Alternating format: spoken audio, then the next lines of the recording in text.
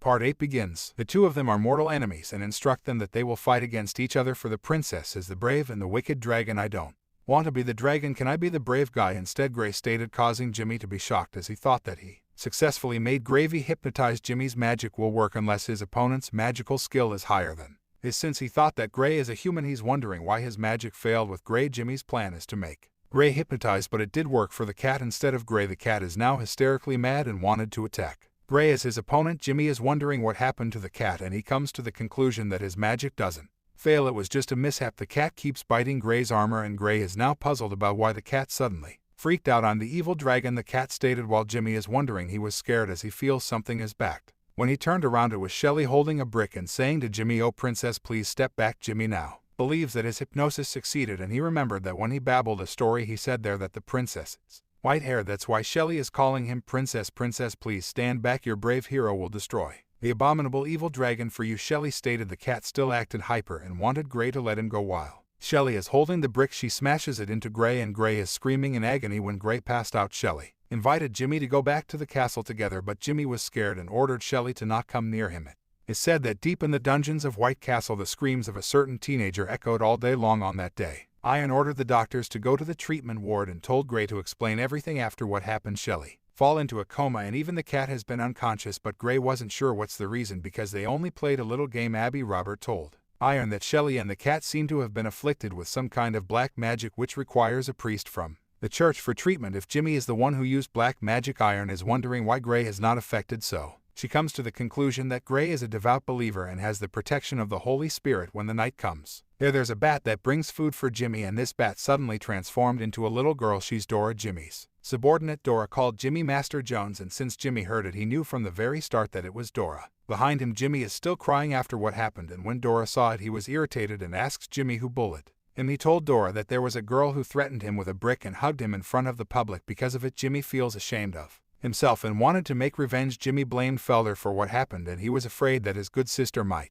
suspect him. Thor offered him that she can execute anyone, including Iron, for no reason as long as she gets an order from Jimmy, but Jimmy hit her and reminded her that they can't take the initiative to execute people, and that was their agreement with those holy spirits. Jimmy was also aware that there might be an angel around the White City watching over them, and it would be a disaster if they will be caught. As long as they will not murder anyone, they won't be targeted by those angels. Jimmy already has a plan in his mind on how to get rid of Gray, and he ordered Dora to send a message to the king to send his Shadow Guard troops before he go to sleep. He swore that he will revive the great blood race and stated that he is the light of hope for the blood race. The next morning when Jimmy woke up, the first thing he saw is the silver moon night Gray. He was shocked upon seeing Gray in his room, and Gray informed him that Iron ordered him to play and take care of Jimmy. Iron also said that the game they played last time is too dangerous, so Gray decided to play a game of family. "Let's go out for a walk in the sun," Gray stated while he faced Jimmy to the light from the sun. Jimmy shouted and passed out. The road to the revival of the great blood race is a long way to go. Gray called Jimmy a son and apologizes to Jimmy since he's not aware that Jimmy is afraid of the sun.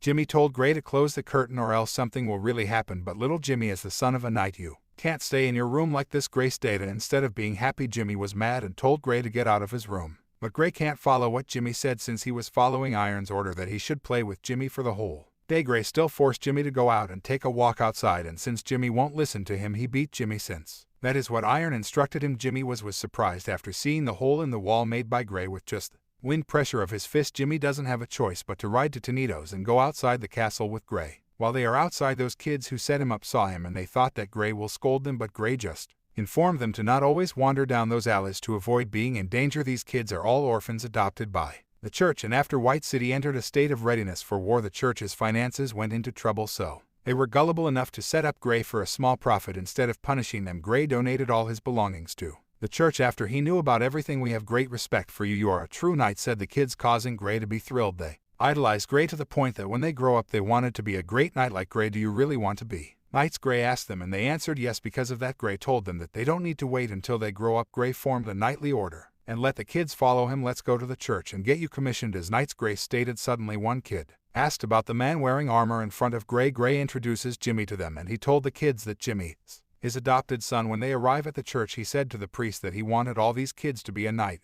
He needs the priest to be a witness. The priest concludes that Gray is playing with the children, so he told Gray that he can be a witness, but they need to wait a little while because there's someone praying inside the church. It's the first time Gray has seen someone other than him come to church during his whole time in White City pray with the kids is doing a pledging ceremony inside the church, and Gray told them that for now they are all trainees and they'll start the training the next day. This is the path Gray chose for himself and will never regret becoming a knight. Suddenly the woman in a hood goes near Gray and introduces herself. She's Angel Catherine, and Gray feels some strange vibe after he saw Catherine. Although there is a deliberate attempt to hide it, Gray can sense the girl's vibe in front of him, and he knows that it is an angel. Prey started to overthink and wanted to escape, but Catherine told him that she won't do anything to Gray since Gray is not breaking the law or trying to harm people. After that, Gray needs to leave, and the pastor gives thanks to him because of him. Those kids who were always naughty started to read the holy book on their own initiative. My admiration for you is second only to the Holy Spirit. A pious knight like you should be recognized by the Holy Spirit, the pastor stated, and asked for Gray's help to apply for the Holy Order seal of the Cross. He also added that Gray can continue providing financial assistance. After hearing it, Gray immediately leaves and plans to go to tavern after he will bring back Jimmy to the castle afterward.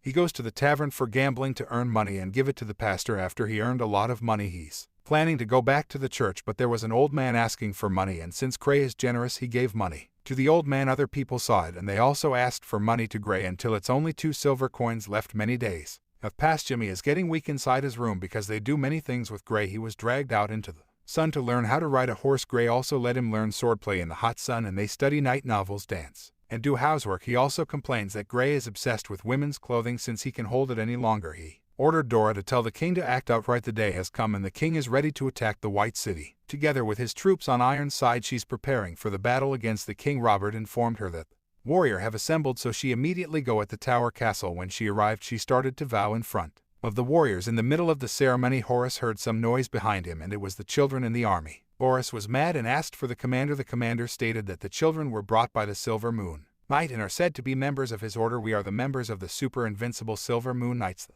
children stated. In the office of Iron, she asked Gray about the kids, and Gray said that this kid has a lot of potentials. Iron told the children that she needs to talk to Gray first, so the children left the room. Iron scolded him and ordered him to send back the children to the church. Gray insisted that those kids are members of his orders. Byron educate him that war is a place where they might get hurt or lose their life, so it's better not to bring those kids to the battlefield. As long as I am here, they won't get hurt, Gray stated, causing Iron to be mad and asked Gray if he really understand what war. That's it for today. If you like this video, don't forget to like and subscribe. Thanks for watching.